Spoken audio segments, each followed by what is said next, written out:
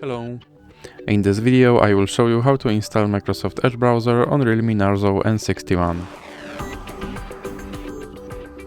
So you have to start by opening your Google Play Store, then click on search bar and type in Edge. Now click search and then click install.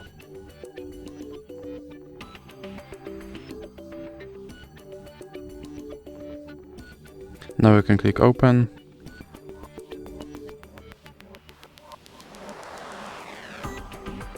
And here you can set this browser as a default browser, or you can click not now. Here you can sign in to sync your data, or you can click not now. And now you have to confirm your data and privacy settings.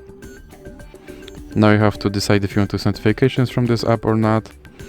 And now, as you can see, my Microsoft Edge browser is installed and is ready to use. So that's it for this video. If you liked it, please remember to leave a like and subscribe.